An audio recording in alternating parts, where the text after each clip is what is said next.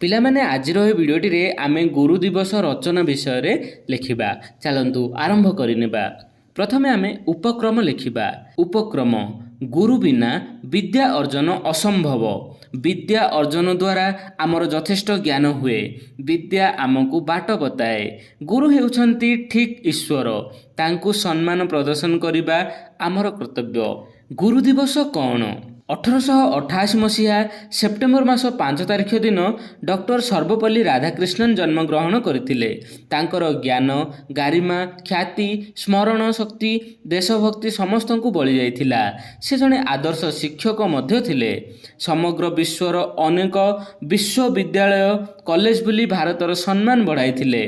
ଏହି ଭାରତ ତାଙ୍କ ପରି ଜଣେ ମହାନ ନାୟକଙ୍କୁ ପାଇଥିବାରୁ ଆମେ ଆଜି ଗର୍ବିତ। ତାଙ୍କରି ଜନ୍ମ ଦିବସକୁ ହିଁ ଆମେ ଗୁରୁ ଦିବସ ବୋଲି ପାଳନ କରୁ। ଗୁରୁ ଦିବସର ଆଦର୍ଶ। ଏହି ଦିବସ କେବଳ ଶିକ୍ଷକମାନଙ୍କର ନୁହେଁ, ଏହି ଦିବସ ଏକ ଭକ୍ତି ପ୍ରଦର୍ଶନର ଦିବସ, ସମ୍ମାନ ଓ ଗୌରବର ଦିବସ, ଶିକ୍ଷକମାନଙ୍କ ମହାନ ଶ୍ରମକୁ ସମ୍ମାନ ଦେଖାଇବାର ଦିବସ। ଗୁରୁ ଦିବସ କିପରି ପାଳନ ହୁଏ?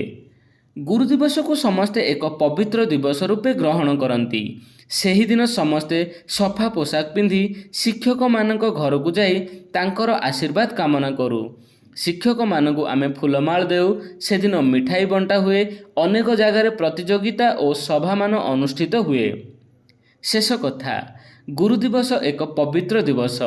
ଏହି ଦିବସକୁ ସମସ୍ତେ ଭକ୍ତି ଓ ନିଷ୍ଠାର ସହ ପାଳନ କରିବା ଆବଶ୍ୟକ।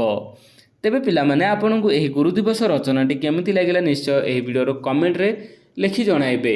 ଭିଡ଼ିଓ ଯଦି ଭଲ ଲାଗିଛି ତ ଭିଡ଼ିଓଟିକୁ ଲାଇକ୍ କରିବ ଏବଂ ଚ୍ୟାନେଲଟିକୁ ସବସ୍କ୍ରାଇବ୍ କରିବା ଜମାରୁ ଭୁଲିବେନି।